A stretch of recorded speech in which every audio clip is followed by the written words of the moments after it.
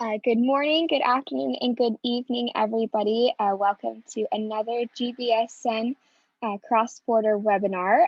This topic is business schools and the democratization of artificial intelligence with Professor Dr. Wim Naudet, full professor in economics, and Dr. Jacques Ludik, founder and CEO of Cortex Group and Cortex Logic. Now, before we begin, just a couple of housekeeping tasks to go over with everybody. Everybody is muted, but we do recommend putting in all your questions, comments, and anything you would like to say in the chat. Feel free to welcome yourselves, and we will be answering those comments and questions towards the end of the session. And now at this time, I would like Professor Wim Naudet and Dr. Jacques Ludik to start their videos and begin their presentations. Thank you very much. Yes, thank you. Thank you very much for the opportunity and for the introduction, Maddie. And yes, so Jacques and I will share the presentation. I will start the first 10-15 minutes to set the scene, talking about business schools and the democratization of artificial intelligence. And then Jacques will continue. I will give kind of like a perspective on the current situation, a little bit also the past, and Jacques will continue with that and also give a future perspective. In all of this, we are very much at pains to provide some arguments and call for business schools to promote the democratization of artificial intelligence, and we'll explain what we mean by that and what business schools can do. But what we also like to do is to have a mix of both call it a scholarly or academic perspective on artificial intelligence, thinking a little bit about what it can do and what it should be doing, and thinking a little bit about, even some of the philosophical aspects behind that, but also a very practical overview and a practical approach. And this is also why Jacques is here today as somebody who is both an entrepreneur and a practitioner in the application of artificial intelligence. So we hope that it will be interesting to all of our business school communities out there. So let me start by first just laying some preliminaries. For some of you, this is, of course, very familiar. But just for those of you who are curious to learn also a little bit more about artificial intelligence, there are lots of definitions. There's no generally accepted definition, but I think a definition which most people in the field will agree with is that artificial intelligence relates to simulating human intelligence processes by machines, especially computer systems. So we would like our computers or our machines to learn, to reason, and to self-correct, to function as autonomous agents by themselves. The term itself was coined in 1956, although long before we had terms like robots and intelligent machines and automatives, automans, etc. Leonardo da Vinci famously made a drawing of an automated man, a robot, in the 1500s. Just after the 1956, at the conference in the US where the term was coined, an agenda was set out by the computer science, mathematics fields to develop artificial intelligence, going through it by symbolic AI. So this was a kind of like first type of AI to use computational logic, for instance, in expert systems. The AI that we have today is called probabilistic artificial intelligence. Is to be contrasted with the 1950s, 1960s agenda, which tried to be more type of Platonic in developing from logical rules and programs artificial intelligence, but rather to use data. And on this data to use machine learning techniques, which includes things like deep learning, random forest, and decision trees. And machine learning is just a method of taking, the big data revolution that we have seen in the last 15 to 20 years, and to teach computers and algorithms to identify patterns from the data and to predict things. So narrow AI, as it's also called today, is very narrow in the sense that using data, artificial intelligence is really good at doing two things. One is pattern recognition, like finding a needle in a haystack, and making a prediction based on data. And the thing is that, this large amount of data that's available, it's just, too difficult for the human brain to identify patterns and make predictions based on this masses of data. So these techniques are really cool techniques, really very good techniques of taking information from large amounts of data and doing that very quickly. I mean, computers work at speeds and processing power much faster and larger than what the human brain can manage. And that's what all of the revolution in AI in the last 10 years or so has been built on: pattern recognition and prediction. So if you have a job that requires a lot of pattern recognition and prediction, that's more likely to be perhaps automated by an artificial intelligence, by an algorithm. Now, just one thing to note as well is that this narrow AI is not really intelligent. So often people talk about artificial intelligence and then they refer to artificial general intelligence or a super intelligence. This is the stuff of science fiction. We don't yet have artificial intelligence that's even remotely as intelligent as humans are. And we are very far away, if ever, from a super intelligence. So this is the realm of science fiction, doesn't exist yet. It's not going to take over the world. There's no existential threat at the moment from a super intelligence. So we're not going to talk so much about super intelligence or AGI, artificial general intelligence, for now. I'm going to focus on this narrow AI, which consists of pattern recognition and prediction. And these are examples of pattern recognition and prediction that we see in all kinds of applications. So people have been really ingenious, taking data and algorithms and just applying pattern recognition, for instance, to computer vision. Computer vision that drives medical diagnostics, autonomous vehicles, cybersecurity surveillance is nothing else but predicting what is on the picture, what is on the photograph, what is on the camera. Predict whether it's a cat. It was the famous Google experiment of 2012. Took 12,000 computers to predict that it's looking at a cat. So you can see a car can predict if it's a person or if it is a traffic sign in the road. It can predict where the road is going. So it's all have to do with pattern recognition and prediction. The same with language processing, your autocomplete function, etc. It tries to predict what kind of words you are looking for or what you are searching for or what you are going to write.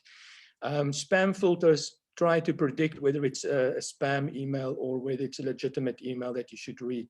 The same with natural language processing, speech recognition that we have in Siri, again consists of recognizing patterns and predicting what kind of words are being used.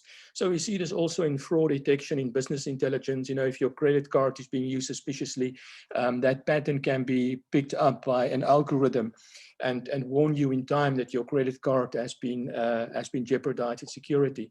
And we are also seeing that lots of scientists are using this now, for instance, in discovery, autonomous innovation, prototyping, looking at various combinations of molecules, etc., to find new types of materials. So this type of applications has been very impressive. And of course, it will have an impact on the economy and on society. And there's especially two areas that I want to highlight for now: promises and perils, and hype and hysteria. So promises and perils of AI. On the one hand, all of these abilities that we have seen from AI and so forth have created a lot of promise. So people can see this being pushed to a further limit where, for instance, people can stop doing dirty, dangerous, boring, dull type of jobs. We can automate these. We can let computers do this. We can create new products, new business models. We see all kinds of apps in the App Store now being based on data and on algorithms. We can use this to combat global warming. For instance, forest fires in Australia are being predicted using artificial intelligences. It can help us achieve the SDGs. There's been papers in Nature that explains how the SDGs can be reached by helping us through data and etc.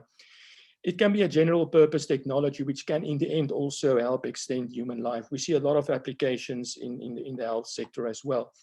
But there are also dangers or perils involved with artificial intelligence. These we also know very much. It's also been, in the news, through deep fakes, through accidents, through fake news, misinformation, disinformation, especially now during the COVID pandemic.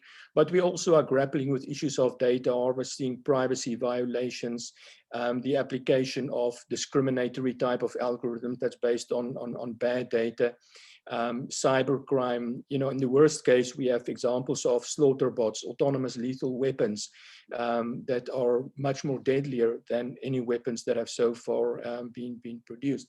And then overall, in the bigger context, there are fears of the surveillance state and surveillance capitalism, that our privacy would disappear, and that we actually become the products for many companies, that our data being used and our attention is really what it's all about.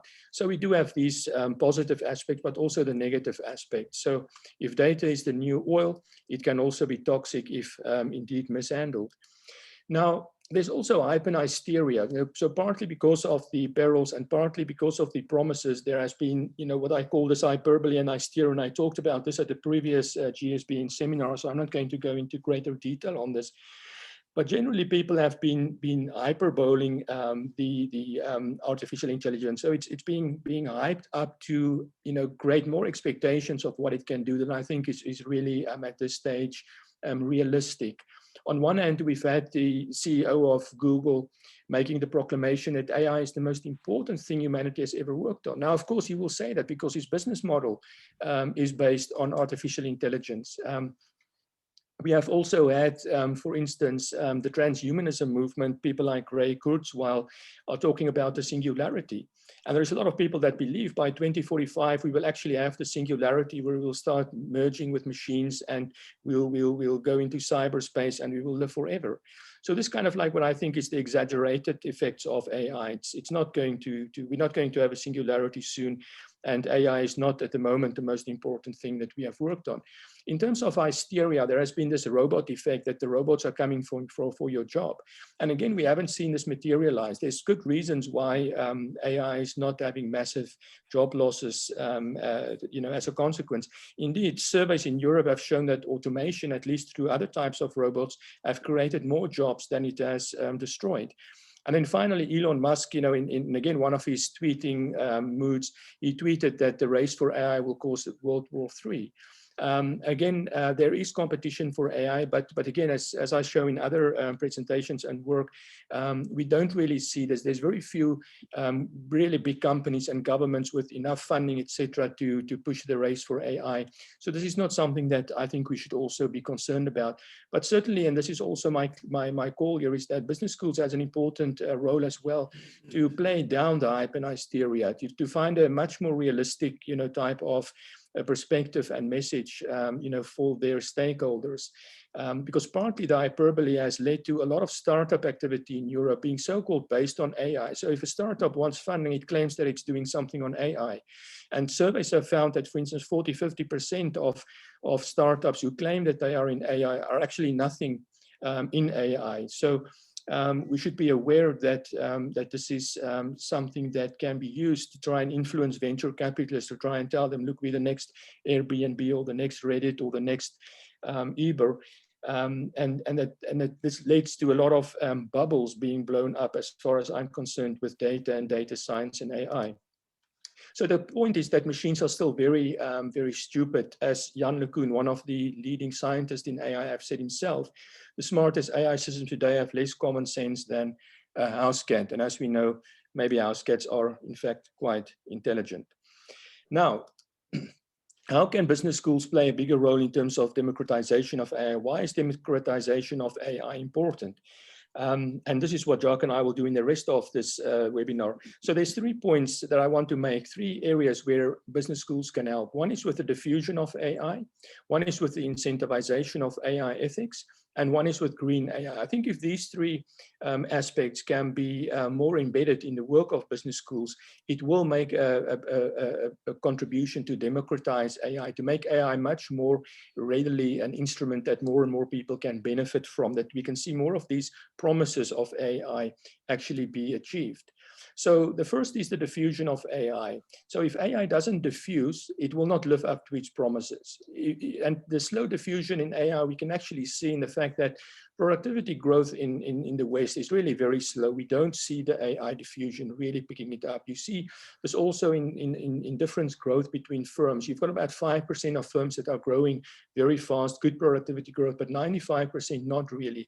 And this is because despite what we think about, AI being ubiquitous in our, maybe in our mobile phones, it's really that it's not sweeping the world. AI is not in all industries, in all companies. Small companies find it very difficult for reasons I'll explain. So as Brian Bergstein said in the MIT Technology Review, AI is very costly and the payoffs are often very modest. So how slow is AI diffusion? There's a number of surveys in the last couple of years, and I'll be brief about them. In general, what they show here is that, for instance, the International Data Center found about a 20% diffusion rate. Accenture found a 15% diffusion rate. The Gartner CIO survey found about an 18%. Actually found that 72% of the companies they surveyed had no applications in use. And we also saw that the automotive industry actually had a decrease in the number of automobiles and auto industries that are adopting artificial intelligence. So at least from survey data, we get also a confirmation of the slow productivity growth data that AI is not really diffusing very fast.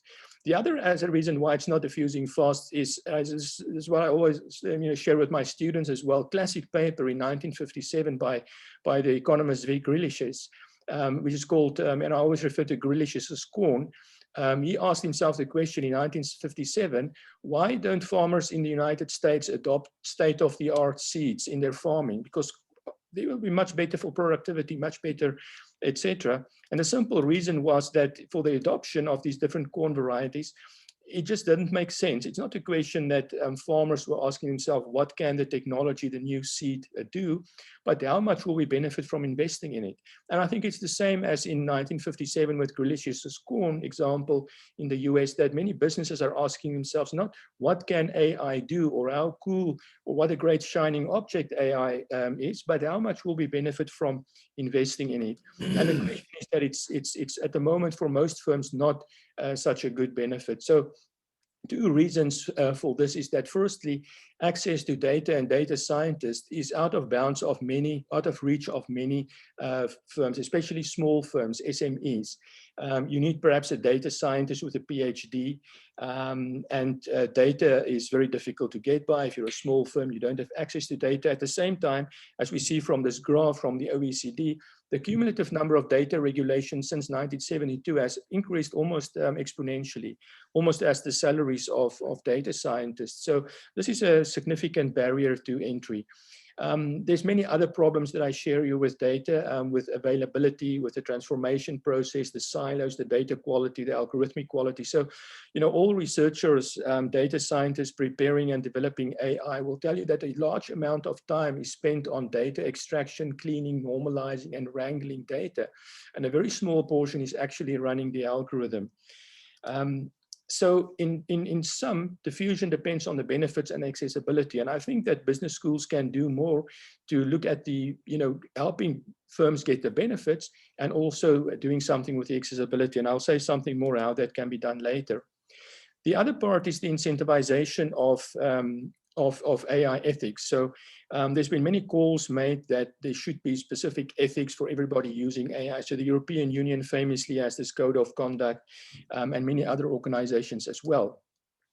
So this is really led to what is called, calls for AI governance, for human-centered AI, ethical AI, and responsible AI. This tells you that there's really great concerns in the world about these possible pitfalls and possible perils attached to artificial intelligence.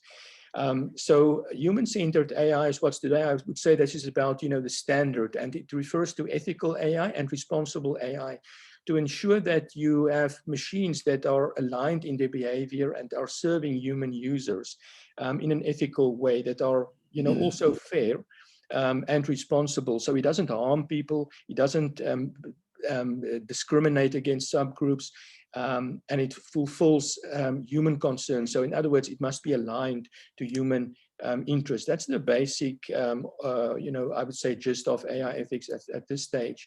And we have seen this in a number of initiatives, so cross-country initiatives to promote AI ethics. We have seen that in the Asilomar principles, the EU's ethics guidelines, the OECD's principles, the G20 also has its human-centered AI principles, and the Institute of Electrical and Electronic Engineers have a very extensive document on ethically aligned design principles.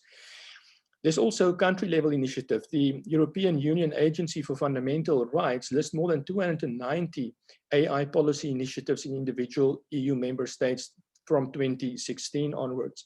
And when we see now increasingly also corporates, big corporates coming out with their own AI ethics codes. For instance, Continental in 2020 released its own AI ethics code. So we see on a country level, cross-country level, global level, and also on a corporate level, increasing attention on AI ethics codes. And we see this also in terms of research. If we look at, for instance, the number of paper titles now mentioning ethical keywords, you can see how quickly that has increased. So this is an hot topic, which of course business schools cannot ignore.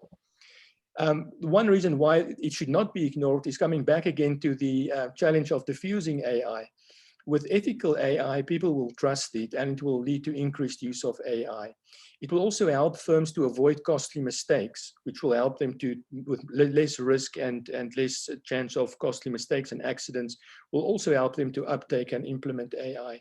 So in a sense, ethical AI, human-centered AI, is a way of getting people to get the benefits of AI. So if we look at these promises of AI, we will not get this if people don't trust AI, if they cannot use AI, if it's going to cause accidents, if it's going to be misused, if it's going to cause problems, then that will mitigate against using this type of technology. It will mitigate against this diffusion, and hence we will find that the benefits of AI will not be reaped. So what can business schools do?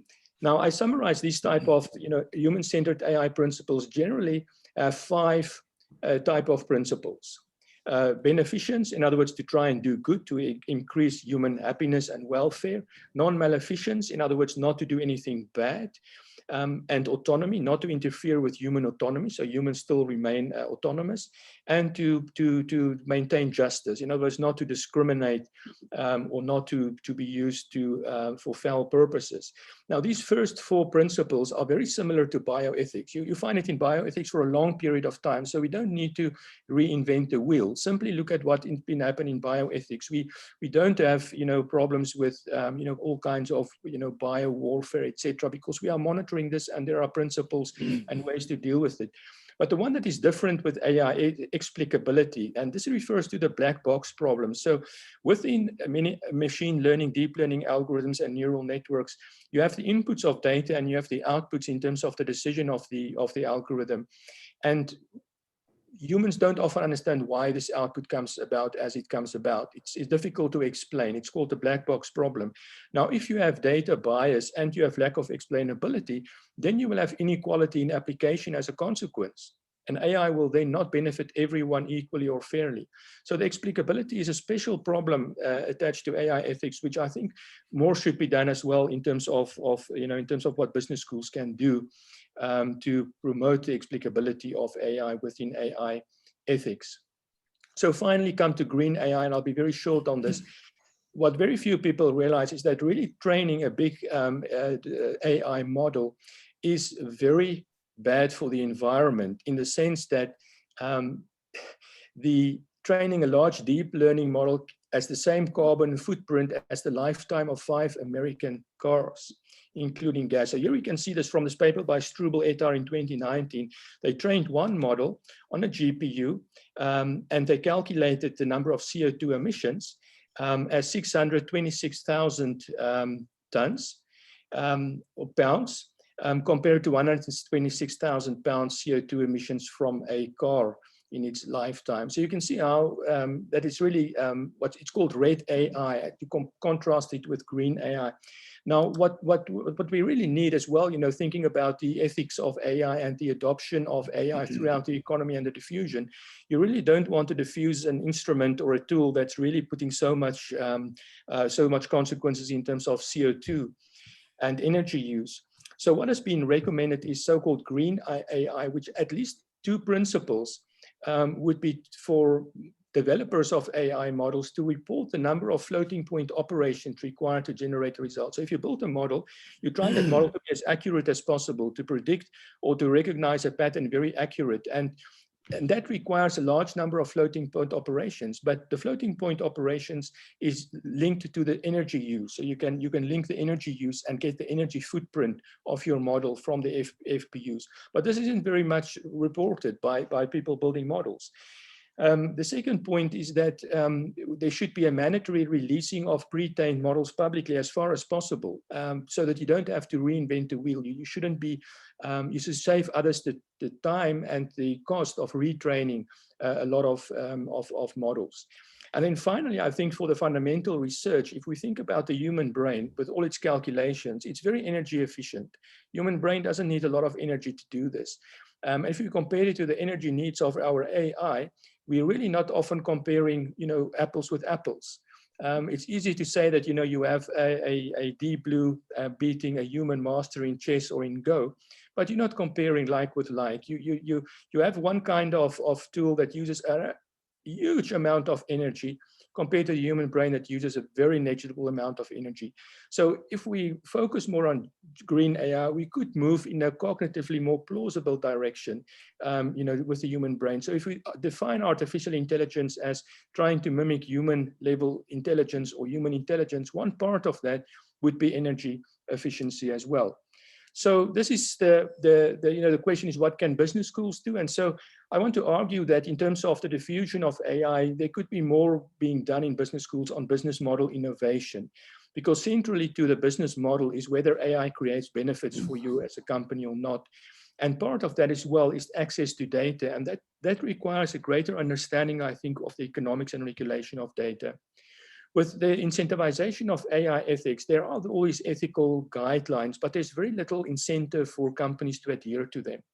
And here I think business schools can play a role also in terms of information to downplay hype and hysteria, to discuss the importance of AI governance for the diffusion and adoption of AI in the interest of the business, and to emphasize and look at new ways of explainability of AI. And then finally, for green AI, we need much more fundamental, but also interdisciplinary research, but also industry, government, and business school collaboration. One reason is that very few universities, at least in Europe, have the same kind of capacities and computing facilities as the big corporates to actually train and experiment and work on deep learning and AI models. Universities just don't have the budget or the time, as for instance, Google or Amazon or Apple would have to do this. And we need much more resources to be able to do this type of basic research in universities to democratize artificial intelligence. So this is just examples of what business schools can do. There's a lot of new things going on, and I'm arguing here for the interdisciplinary working in business schools with, for instance, engineers, with software engineers specifically, with scientists working on neuroscience. So we could do deep learning with less data. There are interesting examples that I show on this slide. Also with explainable AI, there are new types of models that are being developed that I think, if business schools also bring this out to students looking at the way to commercialize this, to put this into business models, we can make much faster progress, in my view, with things like explainable AI. And then also with things like alignment problem, aligning human interest with that of an AI in terms of what they call reward modeling. These are also examples of where in the technical solutions, there is a lot of promise and progress, but for these to be actually applied and to be diffused, you need to actually embed these and make a business model from that, where they can be brought to market and where they can be diffused and be scaled up, and where they can be refined as well. And I think that is what business schools, as the interface between business and entrepreneurship and the scholarly community, can do. So there's some extra on the slides, further reading. Some of the some of the slides have been taken from some of these papers that I've been working on in the recent past. So these are there for your reference. I think the slides will be made available as well, so you can follow up and read about this at your own leisure at some time later. So on this note, I want to thank you very much and give over now to Jacques to continue and also give us a little bit of a future perspective on democratizing artificial intelligence. Thank you very much. Thank you very much, Wim.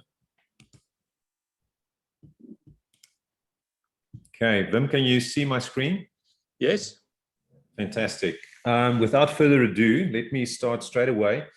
Yeah, Wim, I think what you've just done is a great sense making. For me, democratizing artificial intelligence to benefit everyone is very much a sense making journey as well. And I like what you've done with that presentation, because it's really a synthesis and sense making in terms of what does democratizing AI mean. For me, it's on the benefits. Well, the one thing is the use, but there's also the benefits. How can we share that benefits to as many people as possible? So I'll do a bit of a deep dive into that as well. Just very briefly, my massive transformative purpose in business and the things that I'm doing is shaping a better future in the smart technology era, and wanting business and society to thrive. And that's what I'm busy with my companies, Cortex Logic and Cortex Group, as well as a non-profit organization called the Machine Intelligence Institute of Africa, where we try to also focus on transforming Africa through smart technology. And then Sapiens, I'll talk more about this in the talk. There's also a specific, there's more details there. I'm not going to go through all the slides, so the slides will be given us as a handout as well. Brief background in terms of just myself. I've been fortunate to be in the AI field my whole career. I didn't know, Wim talks about the hype and hysteria. Didn't know it's going to be like this eventually. My first AI company, Sapiens Systems, was kind of during the winter period, still late 90s, 99, probably say early 2000s. But I started off at Stellenbosch University. I did my postgrad, my PhD also in artificial intelligence, focused quite a bit on recurrent neural nets, training dynamics, complexity of recurrent neural networks, and then also focused quite a bit on applications. And one area of application during that time was, and the book is also called Neural Networks and Psychopathology, where we applied neural network models to brain disorders, OCD, for instance, or schizophrenia, etc. But I realized there's tremendous value to unlock just with the narrow AI that Wim is referring to.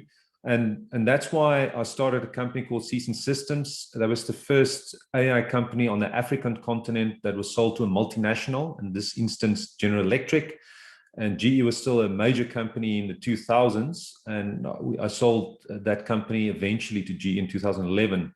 But that experience, the word Sapiens then GE, was for me an immense learning experience as well, to see how AI can be applied across the globe in multiple industries.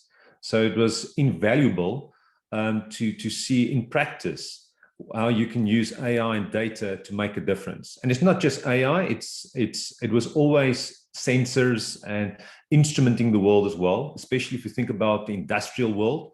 The industrial world was always more instrumented than the consumer-facing world. Things have changed now. We've got smartphones, we've got sensors. I'm wearing an Apple Watch.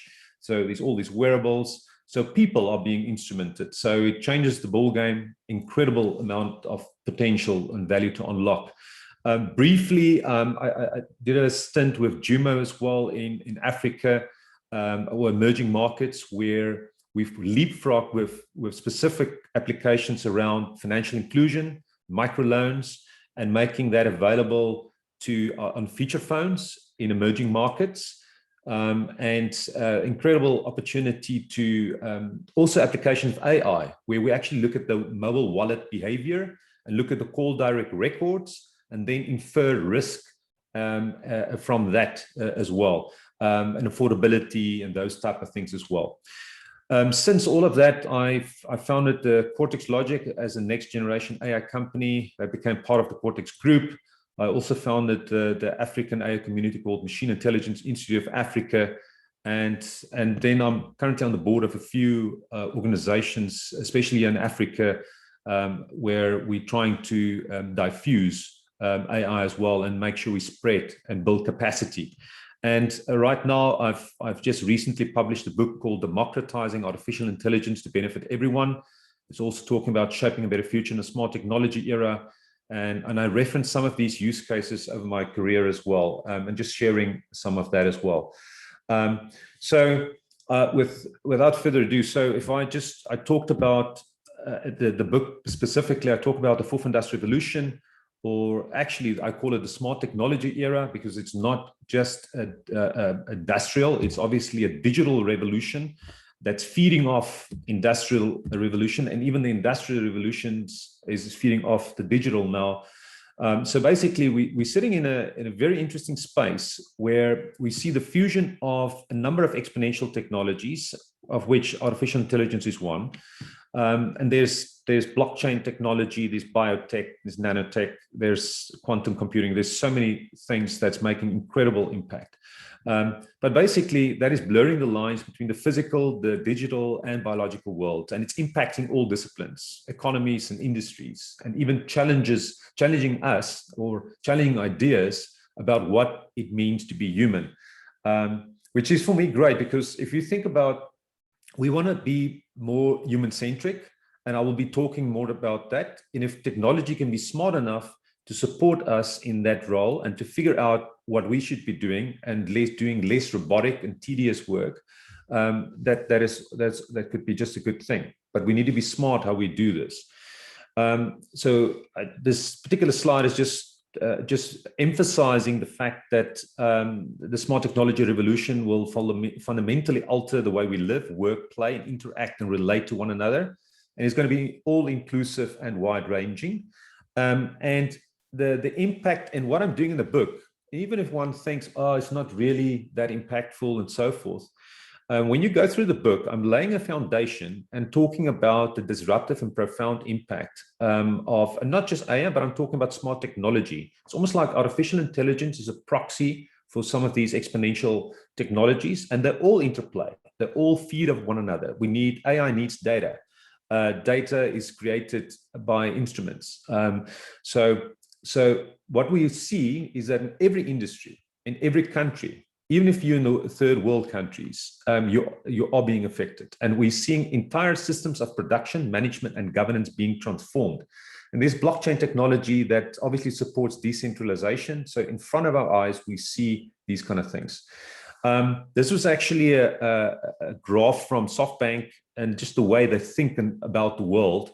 If you think about business value unlocking on the y-axis, and you think about, you look at the x-axis, it's time, you can see the impact of certain industries over time. And it started with the agriculture, fishery, metals, and then built on top of that, you see the industrial, financial world also contributing to business value unlocking. And then 1995, you can see the internet era and the massive impact, and still the massive impact and growing impact relative to even the industrial and financial industries. But what you're also seeing here is AI, and that could just be a proxy for smart technology. We entered the era where the internet has also helped to create a nervous system effectively for humanity and civilization. And we are more instrumented. So there's the possibilities now with unlocking value from data and from this interconnectedness, this hyper-connected world is tremendous. And my hope is that we use it in smart ways. So the other thing that I wanted to say is, even if you think about diffusion, slow, and so forth, there's a lot of things that play off one another. There's a number of exponential curves, and they are probably most of them are, pretty much all of them are sigmoidal, but they are feeding off on top of one another, interfacing. And there's a bunch of technologies which makes it an incredible toolbox to unlock incredible value. If you think about just two things, like blockchain and artificial intelligence, and you think about AI, decentralized autonomous organizations, and the governance, that could be dangerous, even in a narrow sense. Forget about super intelligence and so forth, even in a narrow sense. There is some very, very powerful technology and so forth. So you see the speed of technology change in the smart technology era. And in the book, I talk about just a metaphor that talks about a runaway train, for instance. So basically, I communicate here it is extremely dangerous times where it's critical to think on our feet and make the right choices to not only save our lives and get control of the situation, but also shape a better future for all of humanity. And it is urgent. And the reason I'm saying it's urgent as well, even from Wim's slides, you see he talks about the perils as well. And he listed, I think, a lot of the same things. So what I'm arguing for, and I've got specific chapters dealing with this, we are on a problematic trajectory, and we struggle with sense making. It's almost like we're like kids in a candy store with social media and smart technology, and we see the deep fakes and all these kind of things, and people with different opinions and so forth. So we struggle with sense making. We struggle with meaning making. We see there's lots of suicides or mental health issues. From a cortex side, just by the way, we are focused on AI-driven platforms that are focusing on financial and also specifically health wellness. And we actually bring out applications for teenage mental health and young adult mental health as well, where we use AI in smart ways to provide solutions, personalized solutions that actually makes a difference. Other big one is and that's why I'm also, you can't just look at smart technology in isolation. So you've got to think about the big picture. You've got to contextualize things. So if you think about what's happening, the wealth gaps, the potential job loss, we see that's not necessarily happening, as Wim has also said, but there's still issues here. And there is a concern around that because AI will come for creative jobs as well. The other thing is catastrophic risks, discrimination, data abuse, bias, human agency. I think it's a big fear about state surveillance, and also if you think about capitalism surveillance as well. I'll talk more about that also. But dependence lock-in, we want our freedom. We don't want to be locked in. Institutional decay is a problem. Disorder, destabilization of society is a problem. So what we need is visionary leadership and collective sense-making, wisdom, practical actions to ensure that humanity and our civilization is moving in the right direction as we work towards unlocking the tremendous potential of AI and other smart technologies. And what I'm doing in the book, I'm talking just 2 slides briefly summarizing that it's a holistic sense-making journey. And first of all, it lays a foundation to synthesize a more balanced view and a better understanding of AI, its applications, its benefits, its risks, its limitations, its progress, and its likely future paths. So I've got a specific chapter that just deals with limitations, progress, and future paths, even looking at state of the art, what is really happening on that kind of level. And it helps with that sense making that Wim was talking about. Wim just made some statements because of obviously the report, his interpretation as well in terms of what he reads and what's his assessment. But what I do in the book is to really look at different opinions and then strongman the opinions, or steelmanning the opinions as well, and trying to understand if there's good points. So it's a synthesis, and it assimilates and acts as a filter on a wide spectrum of thought leadership, information, ideas, and helps people to interpret and make sense of this. And for me, it's very important that we want people, when we talk about democratizing AI, I'm actually talking about not just the businesses and so forth, and governments and so forth, but the people as well. How can we turn this on our heads that not only the tech giants is getting all the benefits of smart technology? How can we get to a world where we address the wealth gap, where we use AI to help people live more meaningful lives? And I'm going to briefly talk about that as well. So we want to create that better future for ourselves, our children, and humanity going forward. So it's really helping to understand where we are heading. And given the current dynamics, the global and national economic and political level, as well as ideologies and industries.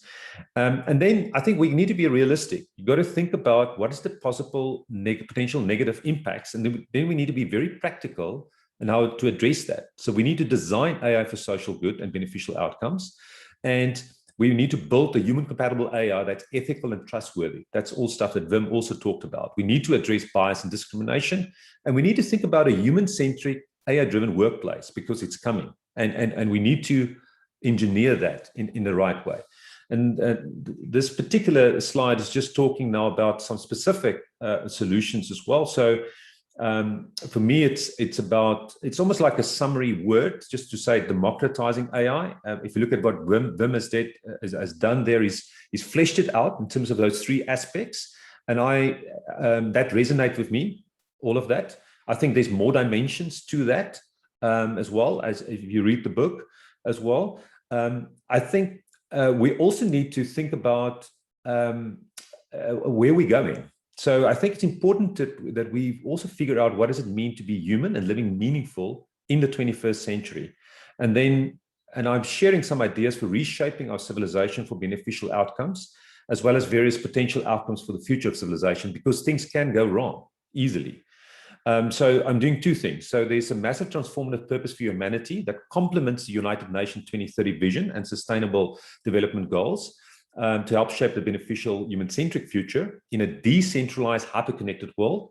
And then there is specific action, the specific solution that I'm proposing is just a building block in support of this purpose and goals, which I call Sapiens, which is a decentralized, human-centric, user-controlled, AI-driven super platform that pretty much empowers people on an individual level, community level, family level, smart towns, smart cities, city-state kind of level as well.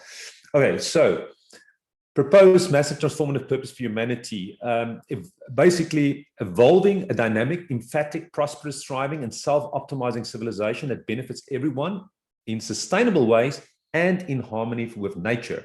And what I did in the book, I talked about, I've categorized it into four things: on a systems level, and then on a quantity level, a quality level, and a place level. And if you think about the systems level, it's really about driving beneficial outcomes for all lives through decentralized, adaptive, and agile economic and social governance systems that reward active participation and positive contribution to society and civilization, but also help to keep peace and protect humanity from any potential harm in elastic ways. We need to have that balance. And we got to respect individual freedom and privacy. That's why I'm afraid of digital dictatorships. We got to be very careful because this could easily happen. Then from a quantity perspective, we need to use democratic knowledge, science, smart technology, AI in optimal human-centric ways that are based on wisdom, good values, and ethics to dynamically solve problems and create opportunities and abundance and share the benefits with everyone. And this is absolutely possible to do if we are smart about how we do things. And then the third one is very important for me because we are humans. We want quality of life. We realize we're social beings. Community building is super important. What I really feel that's lacking, even on a school level, education level, is virtues and character strength development. We can use AI to also support, it's almost like an AI assistant, AI companion that supports people in this as well. Sense making. I think people struggle with sense making. Standard of living is obviously, there's lots of gaps, well-being and meaningful living of everyone. And then finally, with consideration of the best possible livable habitat, Earth, other living organisms, the environment, and our place in the universe. So if I look at the first one, I already covered some of the key things here. So I'm not going to say too much about that. So what I do have here is when I look at, say, a systems level, I've identified 5 different goals that complement the United Nations goals. And I'm arguing for obviously a decentralized, adaptive, agile economic and social governance systems. And I'm talking about Pareto-topia type of world. You can read the book for more details there, where you can maximize beneficial future for as many people as possible with many protopian elements and in harmony with nature. The second goal is really around how we can create more local, more human city-state civilization. And talking about that, where the democracy is more elastic and dynamic, and you've got social structures that are more polycentric and polyarchic in elements. And I do have some details around this, so I just want to give you a very high-level idea. So goal 3 is looking at positive, uplifting, compassionate, human-centric society, associated incentives that complement and extend the current evolving workplace by rewarding active participation and positive contributions to society and civilization. We got to think about that. There's work, but there's how do we reward people for positive contribution to society? What does that look like? And then goal 4 is really, we want to make sure that, and I think Ray Dalio talks about quite a bit about this in his books and on LinkedIn, as founder of one of the biggest hedge funds in the world. We need to look at capitalism, a more robust, resilient, responsive, dynamically fine-tuned, and controlled form of capitalism to drive sustainable economic growth in an open-ended fashion, and maximize benefit to all stakeholders. And there's all sorts of thoughts also on infinite game dynamics, where the aim is more to perpetuate games in the broader sense of the word and limit rivalry where possible, and only have finite game dynamics and limited forms of rivalry where it makes sense to do so. So this is obviously could be controversial, but that is something to look at. In the interest of time, I'm not going to go through the details, but I do comment on this SDGs, which I think is very good, and also the 2030 vision of United Nations. So there's some very specific comments. There's also some academic leadership people that I've quoted that I've worked with, that's also that I also worked into the book as well. Just very briefly, if you think about the second one, we obviously want to use knowledge, science, and smart technology in smart ways, ethical ways, with wisdom, good values, and human centricity to create those opportunities, share the benefits with everyone, dynamically solve problems. And then there's specific goals around that as well. And you can see what kind of SDGs also fits in with that. Then I think meaningful living, quality of life is very important. So again, Maslow's hierarchy of motivational model comes into play. And I think it's important to look at this. Why don't we help and support people, use technology for people to live more meaningful? And you got to think about this kind of framework of things, where you not only think about the Maslow thing, but you also think about character building, wisdom, justice, humanity, courage, temperance, self-actualization, all those kind of things as well. And we want to give each child the opportunity to maximize quality of life, character building, sense making, well-being, meaningful living. So it's not just giving them proper knowledge and giving them certain skills. The skills should be on the character level, sense-making level as well, and well-being level. So that's why we bring out an application that's focused on supporting teenagers on mental health. And if we are better equipped, we can use technology to actually make a difference there. Okay, so there's specific goals around that, and I'm not, in the interest of time, I'm not going to go too much further detail. And the last one is around making Earth a truly more livable habitat. We know about climate change and a bunch of things around that. We obviously want to make sure that we create that better environment. So the goal 13 and 14 is really around that, make Earth a truly more livable habitat for humanity and as many life forms as possible, and reduce our dependence on animal life for food and any unhealthy processed food and so forth. And 14 is make life multiplanetary, and I'm sure Elon Musk will like that. But I think there's some great potential to be smart about how we do things, but we need to figure things out here on Earth. So we've got a huge responsibility in terms of that. And then in just the last stuff in terms of specific solutions. So I'm proposing a Sapiens, a human-centric, user-controlled, AI-driven super platform that makes use of smart technology and kind of just as a showcase of what can be done. So if we just imagine where you've got the super platform and you've got personalized AI agents that not only empower individuals and monetizes their data and services, but can also be extended to families, virtual groups, companies, communities, city-states, etc. To create that framework. So why Sapiens? So first of all, we need kind of tools that embrace this massive transformative purpose for humanity and its goals. We need to look at addressing this huge gap in the market and society where there's currently no global solution of this nature at scale that makes life easier and more optimized for the user. It's a very fragmented ecosystem, apps and platform business ecosystem, especially in the West. We see less so in China, but still. And then obviously the problem is if you've got these kind of platforms that are manipulated by state actors, then that's going to be also a problem. So you got to make sure it's decentralized and people do have control. So there's no solution where the user has full control of their own data with proper privacy and governance without being exploited or controlled or manipulated in some way, as we've seen with social media, as we've seen with recommendation engines that are basically engineered to serve the purposes of AI-driven platform plays for businesses as well. So the users also do not have their own personalized AI agents that work for them and help to optimize their life. There's no global solution that helps users to monetize their own data and services for their own benefit or people that they want to benefit or for society more broadly. And there's no agents for the broader picture. If you think about smart families and so forth, groups, companies, smart towns. And finally, you can also have AI agents that optimize the connections between network people that live within structures and even connections across these hierarchical structures. So I'm talking about that. Defining Sapiens for the individual user, where I'm looking at my data, my AI assistant, my digital connections, and then you can see the specific things that this agent can assist you with. Lifelong learning, life-wide learning, sense making, helping to monetize data and services. That's it. There are already applications out there, even browsers, that's trying to make sure that some of the advertising money is going to the individual user. So there's already examples of these kind of things. So we can engineer these kind of solutions. Anyway, so there's more detail here. So I'm just gonna quickly go on to the next one. So obviously it functions within a multi-sector digital ecosystem.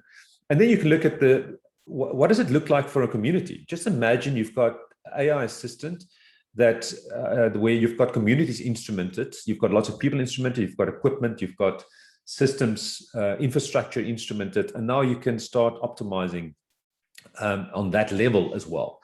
You can obviously do this on a business level. I think in the future, even for companies, and we've done this for some of the biggest corporates, we would not only apply AI to help optimize their key performance indicators in terms of just throughput, yield, quality, for instance, in the industrial world, but also the demand side. So you can build, if you instrument all parts of the business, you can do simulations and build models on that level as well. So there's incredible opportunities to use that type of thing also as we instrument on different levels, on community level, for instance, as well.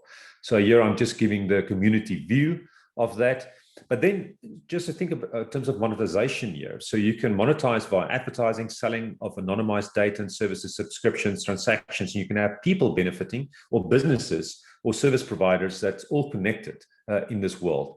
And then you can even have this with smart cities, smart communities, and you can have, again, this is where I believe blockchain technology plays an incredibly important role, and I'm quite excited about what's happening in that ecosystem, where you can include smart contract-based services within this hyper-connected networks, and each entity has its own data and AI system, and they can engage, and they can have smart contracts that does various things. So this is definitely futuristic. But this is the world we live in. Remember, we see this exponential changes. We are going to be surprised because we see time as linear, and we will be surprised by some of these kind of things happening. So if we can engineer things to create that better future using smart technologies, this is what I'm trying to communicate here as well. And I think the last slide on this, I'm just bringing it together, how Sapiens is a vehicle that supports the MTP for humanity and helps to implement many aspects of the MTP goals. And I'm just talking about imagining the world where you see this working. So I'm talking a little bit about that. I'm just going to go to the next slide. So the next slide is actually showing how an AI assistant or our Sapiens could support various goals as well. And it can do this on an individual level, but can also do this on a community level. So you can have a look at that. Then the rest of the book, and I'm not going to do this, is almost like an appendix. So that's why I'm getting close to the top of the hour. So we want to leave time for questions. But I do have some really relevant, interesting stuff here, because what I did here was just to, and I'll leave this because you will have the handouts. In here, you will see a bit more information about the various things. So what I did in the book was I'm creating the smart technology era, setting that foundation, just talking about why we say we are in the smart technology era. And then I'm talking about AI as exponential technology in this era. And then from a business school perspective, if I'm actually going into AI-driven digital transformation of the business enterprise. I've been doing this for many years, helping businesses thrive, and it's the whole spectrum. Obviously, we focus a lot on corporates and in big enterprises, but there are ways that smaller businesses can use AI as well. And there's some things, I'm giving some specific examples. And then the next few chapters is really focused on AI revolutionizing personalized engagement for consumer-facing business. You can almost look at the world consumer-facing and industrial. In the industrial side, it's process and equipment enhancement. And then I also specifically highlight, because it's obviously close to my heart, because I think it's very important, is ultra-personalized, AI-enabled education, precision healthcare, and wellness. So that's a huge focus from a business side for us. But I also then, and Wim has already also talked about the impact on society and the perils and benefits. So I'm going into the impact on society, governments and public sector, the debates, the AI debates. There's a fascinating chapter on that, progress and likely future paths of AI. But then I'm going, this is all a foundation for the beneficial outcomes for humanity. And I'm going to more details there, and then talking about what does it mean to democratize AI to help shape a better future. And then I'm talking about Sapiens. So that's kind of a summary. I'm not going to go too much further detail. This is all things that I do cover in the book. I think Wim has already given kind of an overview on specifically the benefits as well. So I wanted to talk about AI's impact on society. But this is pretty much things that you also covered on a high level. But you can read the book. You can also look at the slides where I talk about these kind of things. And I think it's very important to make sense of the risks, but also the benefits for society and social good. And I maybe want to end with this, just two quotes, the one from Max Tegmark, which I've also collaborated with, president of the Future of Life Institute, where he said, everything we love about civilization is a product of intelligence. So amplifying our human intelligence with AI has the potential of helping civilization flourish like never before, as long as we manage to keep the technology beneficial. And then Klaus Schwab talked about smart technology era, and he said we can enjoy more freedom, better health, higher levels of education, and more opportunities to live the lives they value, while suffering less from insecurity and economic uncertainty. So the new technology, if shaped in a responsive way as well, could catalyze a new cultural renaissance that will enable us to feel part of something much larger than ourselves, a true global civilization. But the risk is we can roboticize humanity, or we can say, let's lift humanity into a new collective and moral consciousness based on a shared sense of destiny. That's why it's so important to create this massive transformative purpose, talk about a vision, give context to what we're doing with smart technology. And that's what I'm talking about here. So I'm going to end with that. So thank you very much. Open to questions as well. You can look at the slides and we can take it from there. Hi, Jacques. There are just, I think, one or two questions that I think we'll have time to answer. The first is, how do we ensure true democratization of AI by not leaving the developing world behind? In places like Africa, we suffer from a huge infrastructure gap and some of the worst broadband penetration rates. Absolutely. So for me, that is a good question, because I'm right here. I'm here in Cape Town, South Africa.